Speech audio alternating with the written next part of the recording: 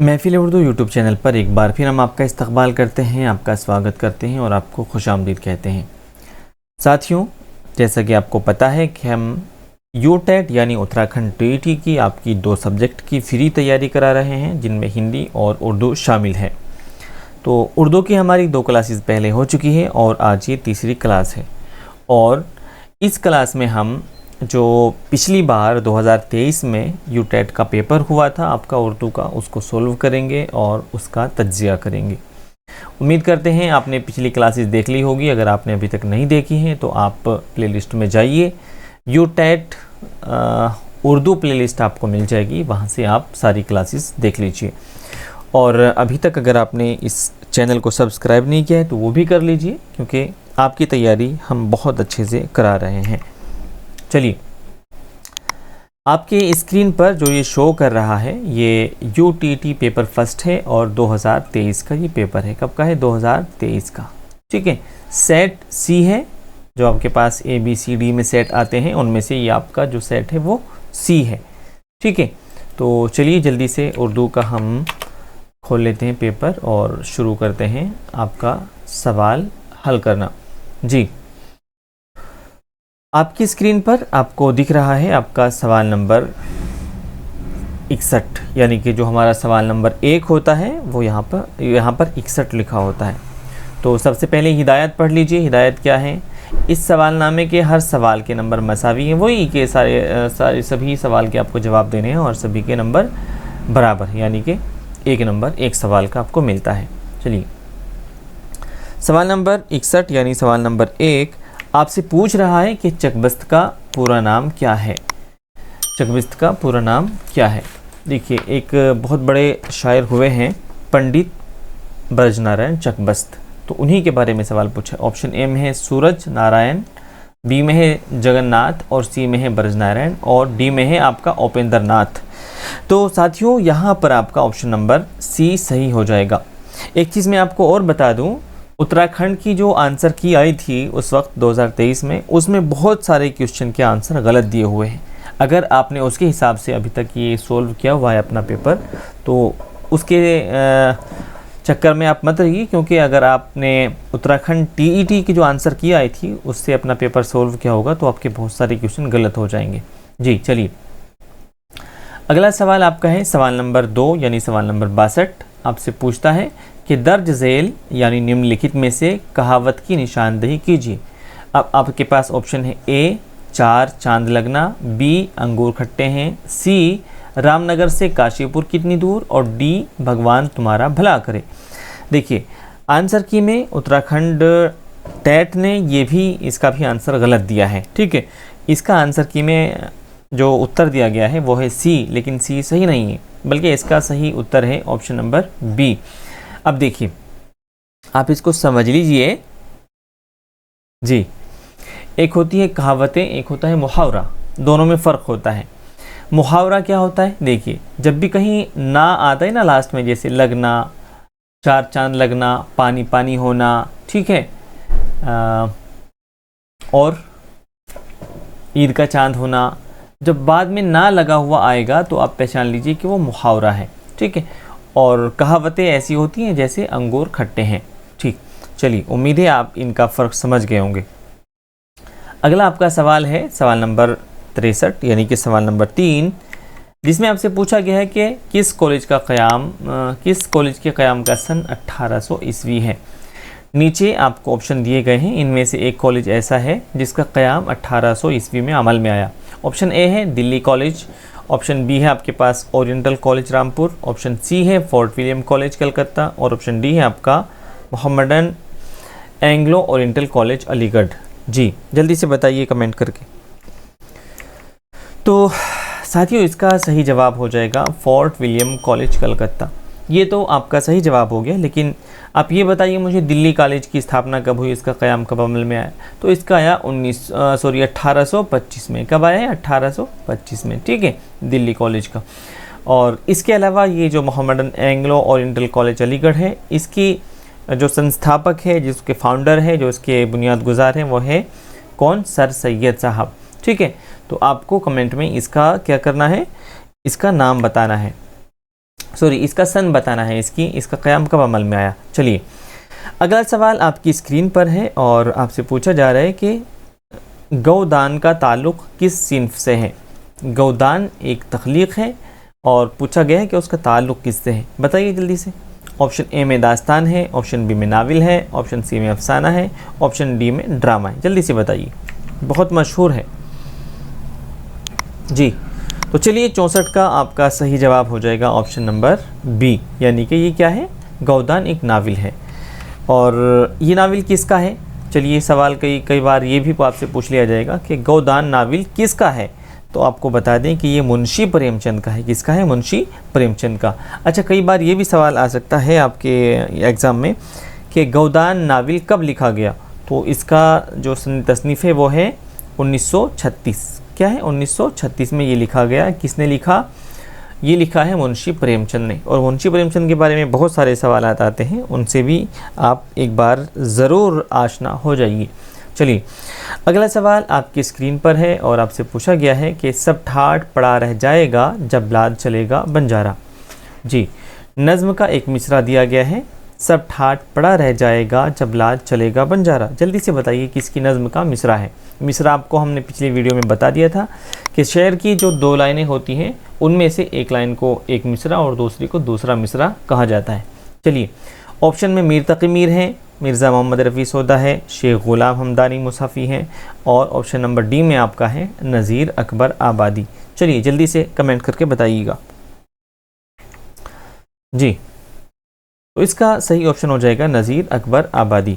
अभी तक अगर आपने लाइक नहीं किया है, चैनल को सब्सक्राइब नहीं किया है तो कर लीजिए और अपने दोस्तों के साथ भी ज़रूर शेयर कीजिए। चलिए अगला जो आपका क्वेश्चन है आपकी स्क्रीन पर दिख रहा है, क्वेश्चन नंबर 66 यानी कि सवाल नंबर 6। पूछा गया है कि रोशनाई किस कलमकार की तसनीफ़ है, रोशनाई किस लेखक की करती है। ठीक है जी, ऑप्शन आपके पास है असमत चुगताई, बी है ख्वाजा अहमद अब्बास और सी है सज्जाद ज़हीर और डी है अज़ीज़ अहमद। जल्दी से बताइए जी। तो सी का सही जवाब हो जाएगा सज्जाद ज़हीर। रोशनाई किसकी तख्लीक़ है, सज्जाद ज़हीर की है। चलिए अच्छा एक सवाल यहाँ से ये भी बन सकता है कि सज्जाद ज़हीर का नाम कौन सी तहरीक से जुड़ा हुआ है। तो सज्जाद ज़हीर का नाम कौन सी तहरीक से जुड़ा हुआ है, तरक्की पसंद तहरीक। ये तरक्की पसंद तहरीक के बानियों में से हैं। ठीक है, बानी कहते हैं फाउंडर को। ठीक, तो तरक्की पसंद तहरीक की अगर बात करें तो कभी ये भी पूछा जा सकता है आपसे कि इस तहरीक का वजूद कब अमल में आया, कब कायम हुई। तो कब हुई, 1935 में कायम हुई और 1936 में इसका पहला क्या हुआ, कॉन्फ्रेंस हुई। चलिए आगे बढ़ते हैं। अगला सवाल आपकी स्क्रीन पर है और आपसे पूछा गया है सवाल नंबर 67 में। जी क्या पूछा गया है कि दर्ज झेल में से मुहावरे की निशानदही कीजिए। ठीक है, जैसे हमने आपको बताया था ना मुहावरा किसे कहते हैं। ऑप्शन ए में है 900 चूहे खा के बिल्ली हज को चली, बी में है 9 2 11 होना और सी में है नेकी कर दरिया में डाल और डी में है अंधेर नगरी चौपट राजा। ठीक है, तो हमने आपको मुहावरे को पहचानने की एक ट्रिक बताई थी और वो क्या थी, जिसके भी बाद में ना आ जाए। ठीक है, ना। ठीक है, तो किस में आ रहा है, 9 2 11 होना। ठीक है, आ रहा है ना 9 2 11 हो ना। तो ये क्या हो जाएगा आपका ऑप्शन नंबर बी इसका सही उत्तर हो जाएगा। चलिए अगला सवाल आपकी स्क्रीन पर है और पूछा गया है कि अल्ताफ़ हुसैन हाली की किताब का नाम क्या है। यहाँ पर आपको 4 किताबें दी गई हैं और आपको बताना है कि इनमें से अल्ताफ़ हुसैन हाली की किताब कौन सी है। जी, ऑप्शन ए मुक़द्दमा शेर व शायरी, ऑप्शन बी फसाना आज़ाद, ऑप्शन सी फ़न और फ़नकार, ऑप्शन डी तौबतुन नसूह। जल्दी जल्दी से कमेंट करके बताइए कौन सा सही जवाब हो जाएगा। जी, तो इसका सही जवाब हो जाएगा ऑप्शन नंबर ए यानी मुक़द्दमा शेर व शायरी। लेकिन आप अभी आगे मत बढ़िए, बल्कि यहाँ जो 3 किताबें और हैं इनके बारे में भी आपको पता होना चाहिए, क्योंकि हो सकता है अगली बार आपसे पूछ लिया जाए फसाना आज़ाद किसकी किताब है। तो किसकी है, पंडित रतननाथ सरशार की है। किसकी, पंडित रतननाथ सरशार की है। ठीक है, और तौबतुन नसूह किसकी है, डिप्टी नज़ीर अहमद की है। और ये दोनों क्या हैं, ये दोनों नावल हैं। ठीक है, डिप्टी नज़ीर अहमद की है। ये दोनों क्या है, फसाना आज़ाद भी एक नावल है और तौबतुन नसूह भी एक नावल है। चलिए सवाल नंबर 69 आपकी स्क्रीन पर है और आपसे पूछा गया है कि दर्ज झेल में से कौन सी किताब मुश्ताक अहमद यूसुफ़ी की नहीं है। जल्दी से बताइए कमेंट करके कौन सी नहीं है।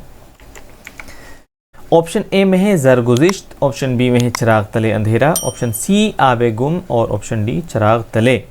जी जल्दी बताइए कौन सी किताब किसकी नहीं है, मुश्ताक अहमद यूसुफ़ी की नहीं है। तो सही आपका उत्तर हो जाएगा चिराग तले अंधेरा। अब देखिए 3 किताब उनकी है, ये वाली भी उनकी है, किसकी, मुश्ताक अहमद यूसुफ़ी की, ये भी उनकी है और ये भी उनकी है। तो ये जो ये वाली किताब है ये किसकी है, आपको इसका भी तो पता होना चाहिए ना। तो ये है बच्चों शरीफ अहमद सिद्दीकी की, किसकी, शरीफ अहमद कुरैशी की, शरीफ अहमद कुरैशी की ये किताब है। ठीक है, तो कभी सवाल में ये भी पूछा जा सकता है, आपको पता होना चाहिए। चलिए आप थक तो नहीं रहे ना। जी जी जी चलिए खैर जल्दी से आइए। तो सवाल नंबर 70 आपकी स्क्रीन पर है और आपसे पूछा गया है कि किताब की जमा क्या है, किताब की जमा बताइए। ऑप्शन में क्या है, किताबिश, किताबियात, कुतुब और कुतुब खाना। ठीक है, ये तो काफ़ी आसान आपके लिए है, लेकिन फिर भी इसमें कंफ्यूज बच्चे हो जाते हैं। क्यों, क्योंकि किताब की जमा क्या आता है, किताबें भी होता है, किताब की जमा कई बार किताबें भी होता है, लेकिन यहाँ ऑप्शन में किताबें नहीं है तो फिर क्या लिखेंगे आप, कुतुब हो जाएगा, है ना। तो आपने देखा होगा ना कुतुब खाना किसको बोलते हैं, कुतुब खाना, जी बुक डिपो को बोलते हैं। चलिए सवाल नंबर 71 आपकी स्क्रीन पर है और आपसे पूछा गया है कि मौलवी अब्दुल हक को किस लक़ब से याद किया जाता है, मौलवी अब्दुल हक को किस लक़ब से याद किया जाता है। ठीक है, अब लक़ब किसे कहते हैं ये हमने आपको बताया था कि 2 चीज़ें होती हैं, एक होता है ख़िताब, एक होता है ख़िताब और एक होता है लक़ब। तो ख़िताब क्या होता है, जब किसी कारनामे पर हुकूमत उसको कोई नाम देती है, हुकूमत की तरफ से कोई नाम दिया जाता है तो उसको ख़िताब कहते हैं। और लक़ब कहते हैं किसी की अच्छाई या बुराई की वजह से कोई नाम पड़ जाए या किसी कारनामे की वजह से, तो वो लक़ब कहलाता है। अब बताइए मौलवी अब्दुल हक को किस लक़ब से याद किया जाता है, जल्दी से बताइए, बहुत आसान है। ऑप्शन ए में बाबाए उर्दू, बी में बाबाए हिंद और सी में बाबाए फ़रहंग और डी में बाबाए कौम। जी तो बाबाए उर्दू इसका सही जवाब हो जाएगा। अच्छा यहाँ पे मैं एक सवाल आपसे कर रहा हूँ, ये बताइए आप क्या मौलवी अब्दुल हक की पैदाइश कहाँ हुई। जी अगर आपको पता है तो बताइए कमेंट में। और दूसरा ये बताइए कि मौलवी अब्दुल हक का इंतकाल कहाँ हुआ। तो दोस्तों मौलवी अब्दुल हक की जो पैदाइश हुई वो हुई मेरठ में, और मेरठ के एक जगह, ठीक है, और इनका जो इंतकाल हुआ ये पाकिस्तान हिजरत करके चले गए थे, वहाँ इनका इंतकाल हुआ। ठीक है, चलिए अगला सवाल आपकी स्क्रीन पर है और स्क्रीन पर है आपका 72। जी सवाल नंबर 72 इधर देखिए। ठीक है जी, क्या पूछा गया, दर्ज झेल में से कौन सी किताब रशीद अहमद सिद्दीकी की है।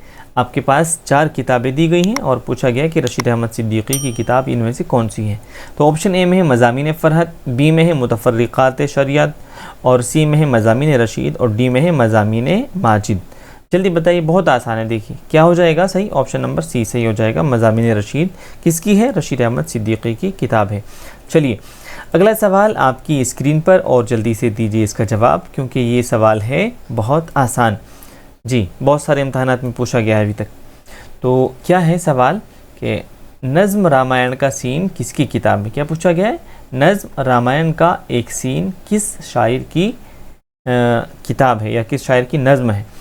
तो ऑप्शन में फ़िराक गोरखपुरी, तुलुकचंद महरूम, नौबत राय नज़र और चकबस्त। जल्दी से बताइए, सही ऑप्शन हो जाएगा ऑप्शन नंबर डी, यानी कि चकबस्त की ये नज़्म है, रामायण का एक सीन। ठीक है जी, चलिए अगले सवाल की तरफ बढ़ते हैं और अगले सवाल में आपसे पूछा गया है कि किसने कहा है, किसने कहा है, और नीचे क्या दिया गया है, नीचे एक स्टेटमेंट है, किसने कहा है गज़ल उर्दू शायरी की आबरू है। ठीक है, बताइए किसने कहा है। ऑप्शन में आपके पास हैं प्रोफेसर मोहम्मद हसन, और बी में है प्रोफेसर एहतशाम हुसैन, और सी में है कौन, कलीमुद्दीन अहमद, और डी में है जी आल अहमद सरूर। तो जल्दी से बताइए किसने कहा है। जी तो इसका सही जवाब इन चारों में से कोई नहीं है। क्यों, क्योंकि इस जो स्टेटमेंट है उसको दिया है किसने, रशीद अहमद सिद्दीकी ने। किसने बच्चों, रशीद अहमद सिद्दीकी ने कहा है कि गज़ल उर्दू शायरी की आबरू है। तो इनमें से कोई भी अगर जवाब आपने दिया है तो वो गलत है, क्योंकि इसका सही जवाब होगा रशीद अहमद सिद्दीकी। अब देखिए इनमें से कलीमुद्दीन अहमद ने क्या कहा था गज़ल के बारे में, इन्होंने कहा था कि गज़ल नीम वहशी सिनफ़े सुखन है। ठीक है, तो रशीद अहमद सिद्दीकी इसका सही जवाब है, लेकिन ऑप्शन में नहीं है, इसलिए ऑप्शन कोई भी सही नहीं है। चलिए अगला सवाल आपकी स्क्रीन पर है और सवाल नंबर है 75। सवाल नंबर 75 क्या पूछा गया है, नज़्म की तदरीस में किस चीज़ की अहमियत मुसल्लम है। ऑप्शन ए में है तमहीद, ऑप्शन बी में है सवाल जवाब, ऑप्शन सी में है बुलंद ख़ानी और ऑप्शन डी में है इख्तिताम। जी, तो सबसे पहले देखिए आप ऑप्शन के मतलब को समझ लीजिए। तमहीद किसको कहते हैं, तमहीद कहते हैं किसी भी बात को बताने से पहले जो उसके बारे में मतलब जो मेन बात नहीं होती बल्कि उससे पहले उसके बारे में कोई चीज़ बताई जाती है, उसको तमहीद कहते हैं। सवाल जवाब का आपको पता ही क्वेश्चन आंसर, और बुलंद ख़ानी का मतलब होता है ऊंची आवाज़ में पढ़ना, और इख्तिताम का मतलब एंड। ठीक है, तो नज़्म की तदरीस में नज़्म को जब कोई टीचर पढ़ाता है वहाँ किस चीज़ की अहमियत सबसे ज़्यादा है वो आपसे पूछा गया है। जी, तो यहाँ क्या हो जाएगा सही, बुलंद ख़ानी की। क्यों, क्योंकि नज़्म को जब आप बुलंद आवाज़ से पढ़ेंगे तो तभी क्या होगा, नज़्म का उच्चारण, जी नज़्म का जो तलफ़ुज़ है, नज़्म का जो प्रोनाउंसिएशन है वो सही हो पाएगा।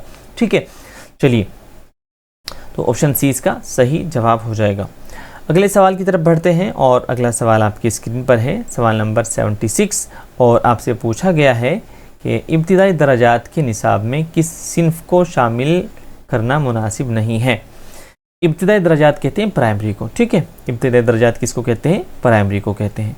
तो वैसे तो सारी चीज़ें इसमें शामिल कर सकते हैं, लेकिन किसको मुनासिब नहीं है, मतलब कौन सी चीज़ है इसमें जिसको हम ड्रॉप कर सकते हैं। देखिए ऑप्शन ए में है कहानी, बी में है गज़ल, सी में है इंशाइया और डी में है रुबाई। देखिए कहानी को तो आप नहीं छोड़ सकते, क्योंकि छोटे बच्चों को कहानी के ज़रिए से ही हम सिखाते हैं, ये तो सही हो जाएगा, इसको तो नहीं छोड़ेंगे। अब आता है गज़ल, इंशाइया और रुबाई। इनमें से देखिए किसको आप छोड़ सकते हैं, तो गज़ल क्या है, गज़ल भी नज़्म होती है और रुबाई भी नज़्म होती है। लेकिन इंशाइया क्या होता है कि छोटे बच्चे इंशाइया को नहीं समझ पाते हैं, तो ये इसको हम छोड़ सकते हैं। ठीक है, तो कौन सा इसका सही हो जाएगा, ऑप्शन नंबर सी इसका सही आंसर हो जाएगा। ठीक है, बाकी सबको शामिल कर सकते हैं, ऑप्शन नंबर जो सी है इंशाइया को मुनासिब नहीं है प्राइमरी दर्जे के निसाब में शामिल करना। चलिए अगला सवाल आपकी स्क्रीन पर है, सवाल नंबर 77। पूछा गया है अगर कोई तालिब इल्म किसी सवाल का गलत जवाब दे तो मुदर्रिस को क्या करना चाहिए, यानी कि टीचर को क्या करना चाहिए। ऑप्शन ए में है क्लासरूम से निकाल देना चाहिए, नहीं ये तो आप नहीं कर सकते हैं। बी उसके सरपरस्त को इत्तला देनी चाहिए, ये भी आप नहीं करेंगे। सी क्लासरूम में ही सज़ा देनी चाहिए, ये तो बिल्कुल नहीं कर सकते हैं। और डी में पूछा गया है सही जवाब बताना चाहिए। जी हाँ बिल्कुल, जब कोई बच्चा किसी सवाल का गलत जवाब देगा तो आप क्या करेंगे, उसको सही जवाब बताएंगे। चलिए सवाल नंबर 78 आपके सामने है और आपसे पूछा जा रहा है किसी असल चीज़ या उसकी तस्वीर दिखाकर उनके नाम बताए जाएं तो इस तरीक़े तदरीस को क्या कहते हैं, यानी कि टीचिंग मेथड को क्या कहते हैं, जब आप चार्ट में कोई चीज़ दिखाते हैं क्लास में और उसको एक्सप्लेन करते हैं। ठीक है जी, ऑप्शन ए में है रास्त तरीक़ा, बी में है बहस व मुबाहसे का तरीक़ा और सी में है मंसूबाई तरीक़ा और डी में है तर्जमे का तरीक़ा। तो इसका सही जवाब हो जाएगा रास्त तरीक़ा। ठीक है, चलिए आगे चलते हैं। सवाल नंबर 79 आपकी स्क्रीन पर है और जल्दी से आप इसका जवाब दीजिए। जी, क्या आपसे पूछा गया है सवाल में आपसे पूछा गया है कि उस फ़ैल को क्या कहते हैं जो आइंदा ज़माने में किया जाए, यानी उस काम को क्या कहते हैं जो फ्यूचर में किया जाएगा। ठीक है, ऑप्शन ए में है आपके पास माजी, बी में हाल, सी में मुस्तकबिल और डी में मज़ारे। ठीक, तो माजी किसको कहते हैं, माजी कहते हैं पास्ट को, और हाल कहते हैं प्रेजेंट को, और मुस्तकबिल कहते हैं फ्यूचर को।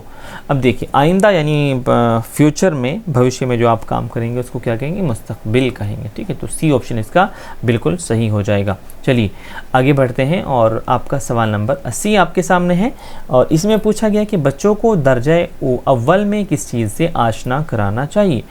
सवाल नंबर 80 में देखिए ये आपका जो चल रहा है ना, ये टीचिंग पेडागोजी है। ठीक है, इसको आपको समझना होगा और आप एक टीचर के नुक्ते नज़र से, एक टीचर की अप्रोच से ही इसका जवाब देने की कोशिश करेंगे। ऑप्शन ए में है मजमून निगारी, बी में है कवायद और सी में है गज़ल और डी में हुरूफ तहज्जी। देखिए सवाल में क्या पूछा गया, दर्जा अव्वल। दर्जा अव्वल का मतलब होता है पहली क्लास, फर्स्ट क्लास में आप क्या करेंगे, मजमून निगारी तो नहीं आप सिखाएंगे बच्चों को, ये तो गलत हो जाएगा। अच्छा, कवायद ग्रामर भी आप नहीं पढ़ाएंगे फर्स्ट क्लास से। उसके बाद गज़ल भी नहीं पढ़ाएंगे। तो क्या होगा, हुरूफ तहज्जी, क्योंकि छोटे बच्चों को फर्स्ट क्लास में क्या करते हैं, हुरूफ तहज्जी का मतलब होता है अल्फ़ाबेट, वर्णमाला।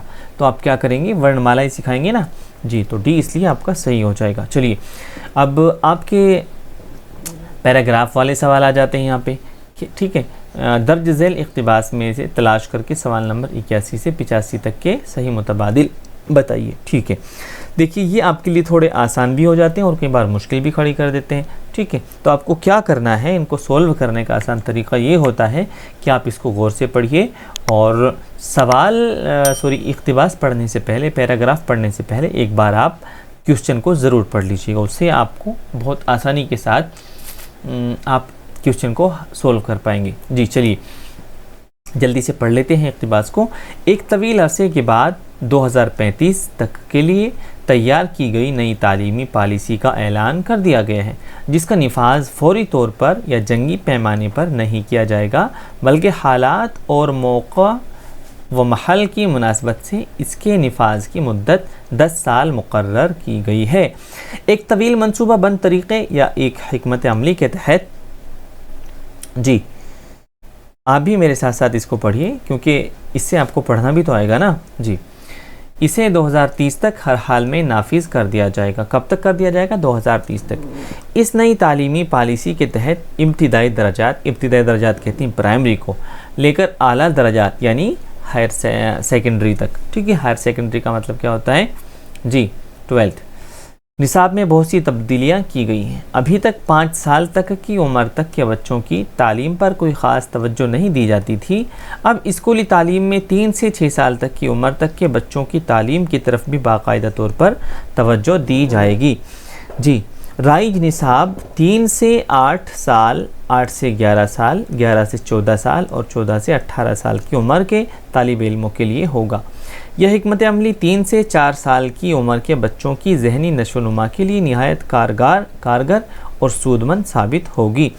नए तालीमी निसाब के ज़रिए इब्तिदाई दर्जात ही से बच्चों को मुख्तलिफ़ ज़बानों और तहज़ीबों की तरफ मुतवज्जा करने से खुशगवार नताइज बरामद होने की तवक्को की जा रही है, ठीक है। चलिए देखिए ये पैराग्राफ पूरा मैंने इसलिए पढ़ा है ताकि आप सुन के इसको, इस तरह के अल्फाज अगर आपके सामने आए तो आप उनको पढ़ सकें और उनका प्रोनाउंसिएशन अच्छे से कर सकें। चलिए सवाल नंबर 81 जल्दी से देख लेते हैं, क्या है, नई तालीमी पॉलिसी का निफाज किया जाएगा, कब कैसे किया जाएगा, फौरी तौर पर या रफ्ता रफ्ता या जंगी पैमाने पर या फिर हालात मौका महल के मुनासबत से। इसका ऑप्शन नंबर डी सही हो जाएगा। चलिए जी आगे आ जाइए। अगला सवाल आपका है सवाल नंबर 82 और आपसे पूछा गया है यहाँ तालीमी पॉलिसी के निफाज की मुद्दत कितनी मुकर्रर की गई है जी, बताइए कितनी की गई है। तो ऑप्शन नंबर ए में 5 साल, बी में 10 साल, सी में 15 और डी में 20। तो कितने साल, यहाँ पे 10 साल आपके मुतय्यन किए गए थे, ठीक है। तो ऑप्शन नंबर 20 का सही हो जाएगा जी। आगे चलिए, अगला सवाल आपकी स्क्रीन पर है और पूछा गया है आपसे कि जी यह हिकमत अमली किस उम्र के बच्चों की जहनी नशोनुमा के लिए निहायत कारगर और सूदमंद साबित होगी।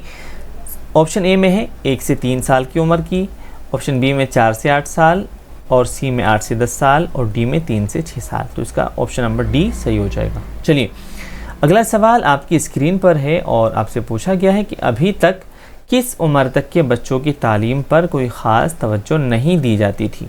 अब मैं आपसे एक बार फिर बता रहा हूँ, जो भी सवाल आपसे यहाँ पूछे जा रहे हैं ना, वो आपको अपने जहन से उसका जवाब नहीं देना है। उसका जवाब आपको कहाँ से देना है, उसका जवाब आपको देना है अकॉर्डिंग टू पैराग्राफ, जो इस इक़्तिबास में लिखा हुआ है उसी के हिसाब से आप उसका जवाब देंगे। चलिए 5 साल की उम्र तक के, 8 साल की उम्र तक के, 10 साल की उम्र तक के या फिर 12 साल की उम्र तक के, ठीक है जी। तो सवाल नंबर 84 का जो सही जवाब हो जाएगा वो हो जाएगा आपका ऑप्शन नंबर ए, यानी कि अभी तक 5 साल की उम्र तक के बच्चों पर कोई ख़ास तवज्जो नहीं दी जाती थी। चलिए जल्दी से इसको मुकम्मल करते हैं और आपके सामने जो नया सवाल है वो क्या है जी, सवाल नंबर 85 है, किस सन तक के लिए तैयार की गई नई तालीमी पॉलिसी का ऐलान कर दिया गया है? देखिए इक़्तिबास में क्या दिया गया था आपको, कौन सी सन तक? ऑप्शन ए में है 2025 तक, बी में 2030 तक, सी में 2035 तक और डी में 2040 तक। तो कौन सा सही हो जाएगा ऑप्शन? ऑप्शन आपका सही हो जाएगा जी, ऑप्शन नंबर 85 का सी आपका सही हो जाएगा। तो 2035 तक के लिए ये क्या थी, पॉलिसी बनी थी। जी चलिए, अगला सवाल फिर आपको एक पैराग्राफ दिया जाएगा और यहाँ से सवाल नंबर 86 से और 90 तक आपसे सवाल पूछे जाएंगे। ठीक है, जल्दी से मैं इक़्तिबास पढ़ देता हूँ, आप भी सुनते रहिए। और जी, एक दिन अकबर बादशाह ने बीरबल से पूछा कि इस दुनिया में आँखों वालों की तादाद ज़्यादा है या अंधों की? बीरबल ने बरजस्ता जवाब दिया, जहाँ बना अंधों की तादाद ज़्यादा है। अकबर ने बीरबल से कहा, तुम इसे कैसे साबित कर सकते हो? बीरबल ने जवाब दिया, हुजूर, इसके लिए मुझे एक मुंशी और चंद कागजात की ज़रूरत है। मुंशी किसको कहते थे? क्लर्क को कहते थे उस टाइम, जो लिखने का काम करते थे। ठीक है जी, ताकि अंधों के नाम की फहरिस्त बनाई जा सके। बादशाह ने एक मुंशी को कुछ कागजात देकर बीरबल के हवाले कर दिया। बीरबल उस मुंशी को लेकर निकल पड़े और रास्ते में बैठकर कंकड़ जानते हैं ना जी, कंकड़ चुनने लगे। जो भी उस रास्ते से गुजरता, कहाँ है, जो भी उस रास्ते से गुजरता वो बीरबल को कंकड़ चुनते देखकर पूछता, बीरबल ये क्या कर रहे हो? इस पर बीरबल उसको जवाब देने के बजाय अपने मुंशी से कहते, इनको भी लिखो। मुंशी उसका नाम अंधों की फहरिस्त में लिख लेता। इस तरह एक लंबी फहरिस्त तैयार हो जाने के बाद बीरबल ने अकबर को पूरे मामले से आगाह किया और उनके हुजूर में फहरिस्त को भी पेश किया। तो अकबर बीरबल की दानाई का कायल हो गया। ठीक है जी, चलिए अब इसी में से जो सवाल आएंगे उसको सोल्व करते हैं। अकबर बादशाह ने बीरबल से क्या पूछा था, बताइए जल्दी से। ऑप्शन ए में है, दुनिया में अंधों की तादाद कितनी है? बी में क्या अंधों की तादाद कम है? और सी में अंधों की तादाद ज़्यादा है या देखने वालों की? और डी में क्या है, दुनिया में आंखों वालों की तादाद कितनी है? देखिए इस तरह के जो सवाल आते हैं ना, वो एक दूसरे से बहुत ज़्यादा मतलब अलग नहीं होते, सिमिलरिटी उनमें होती है, वो एक जैसे लगती है, लेकिन आपको उनमें से बिल्कुल बहुत जहन लगा के तब काम करना है। ठीक है, तो यहाँ पे आपका ऑप्शन नंबर 86 का सी सही हो जाएगा। ठीक है, क्या पूछा था, आंखों वालों की तादाद ज़्यादा या अंधों की? चलिए सवाल नंबर 87 में आपसे पूछा गया है कि बीरबल ने अकबर को बरजस्ता क्या जवाब दिया? बीरबल ने क्या कहा था एकदम से, आंखों वालों की तादाद ज़्यादा है या आंखों वालों की तादाद कम है या अंधों की तादाद कम है या फिर अंधों की तादाद ज़्यादा है? जी बताइए। तो 87 का क्या हो जाएगा, ऑप्शन नंबर डी सही हो जाएगा, क्योंकि बीरबल ने कहा था कि जहाँ पना अंधों की तादाद ज़्यादा है। चलिए 2-3 सवाल और आपके बचे हुए हैं, इनको जल्दी से कर लेते हैं। तो सवाल नंबर 88 में क्या है, बीरबल रास्ते में बैठकर क्या करने लगे? ऑप्शन ए झाड़ू देने लगे, बी कंकड़ चुनने लगे, सी रोने लगे और डी अफसोस करने लगे। तो क्या सही हो जाएगा, बी कंकड़ चुनने लगे। चलिए सवाल नंबर 89 में आपसे पूछा गया है कि रास्ते से गुजरने वाला जब बीरबल से पूछता क्या कर रहे हो, तो बीरबल अपने मुंशी से क्या कहते, बताइए। इनको भी लिखो, इनको जाने दो, इनको रोक लो, या फिर ऑप्शन नंबर डी इनको वापस कर दो। बताइए क्या कहते थे, कहते थे कि इनको भी लिखो, यानी कि फहरिस्त में इनका नाम भी लिख लो, अंधों वालों की फहरिस्त। चलिए आखिरी सवाल आपके सामने है, और सवाल नंबर 90 में बीरबल की दानाई का कायल कौन हो गया? ऑप्शन ए रास्ते से गुजरने वाले, बी मुंशी, सी अकबर और डी दोनों यानी अकबर और बीरबल। तो इसका सही जवाब हो जाएगा ऑप्शन नंबर सी यानी अकबर। तो ये थे आज के आपके 30 सवालात। उम्मीद करते हैं आपने अच्छे से कर लिए होंगे, और अगर आपने अभी तक पिछली वीडियोस नहीं देखी हैं तो जाकर देखिए, क्योंकि 2 क्लास हमारी पहले ही हो चुकी है और रोज़ाना रात को 8 बजे हमारी उर्दू की क्लास होती है। एक बात मैं आपको और बता दूं, अगर आपने अभी तक उर्दू नहीं सीखी है या आपसे उर्दू नहीं आती है तो आपको घबराने की कोई बात नहीं। आप हमारी प्लेलिस्ट में जाइए और उर्दू बेसिक कोर्स के नाम से हमने बिल्कुल फ्री में एक कोर्स कराया हुआ है, उसको आप ज्वाइन कर सकते हैं और आप उर्दू बहुत अच्छे से सीख सकते हैं।